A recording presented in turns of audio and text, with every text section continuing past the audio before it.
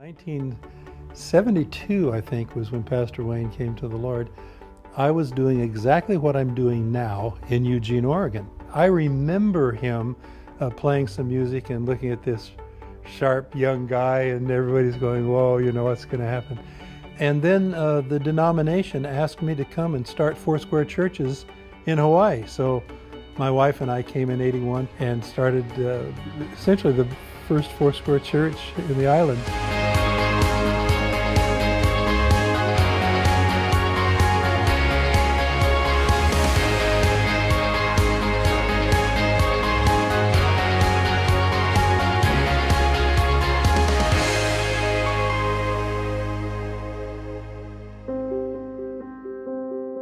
Pastor Larry was one of the first people I ever got to meet, and I remember going on the Farrington campus and being just so warmly welcomed by him.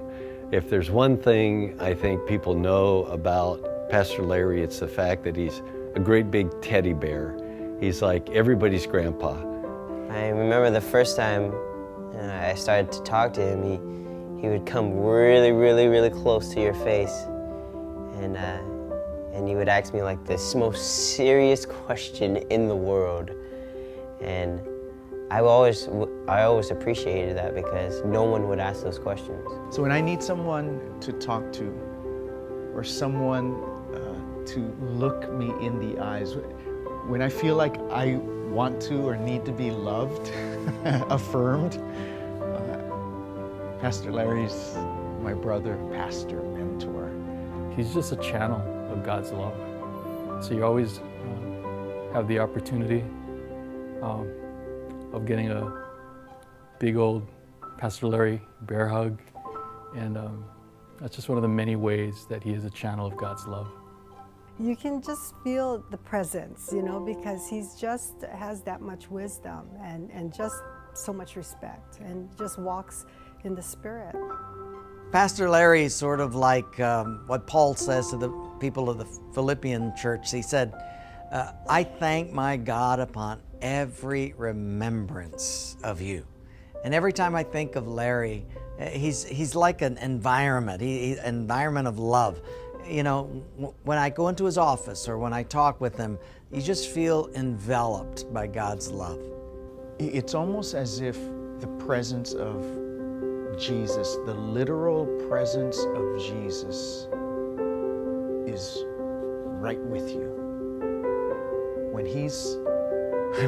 Pastor Larry's walking in the Spirit, and I'm always thinking he's walking in the Spirit. I mean, he's got to be flesh somewhere, but when I've encountered him, it's like encountering the person of Jesus and the Spirit of God and the love of the Father. He's a wonderful standard for, I think, particularly young pastors about the longevity of service in the ministry. There's, you know, guys that have been in for 20 years, and you can see them losing just their flame. You can see it in their eyes that they've lost their first love. And when I look into Pastor Larry's eyes, there's only an overflowing love for Jesus. There's only an overflowing love for people. And it seems like it's just ever increasing. He has the utmost respect from so many people. So many people have been touched by the things that he has shared with us about his life and just about what God is saying to him about life. You know, he's such a good counselor, well-respected man. And to see how he has loved people out of illnesses, out of hurts. He doesn't counsel people out of stuff. He doesn't instruct people or direct people. He loves people out of passive bitterness or things that have not gone right or struggles that they've had. He is someone that has modeled love for us in the best way possible. He just loves us to Jesus. The legacy and what he's done for the Ohana here and in the body of Christ at large is huge, huge.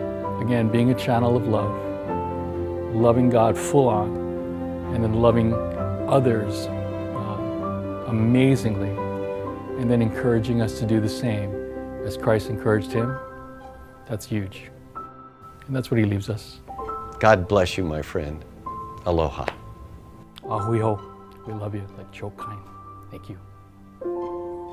Thank you so much for the years of counseling me and the wisdom that you have placed in my life. Thank you. You've really just left an example of a man who loves Jesus. So thank you for that, and see you on the other side. Pastor Larry and Charlene, it'll never be a goodbye. But till we meet again in heaven or in Arizona or back here in Hawaii, love you guys mega gazillion times.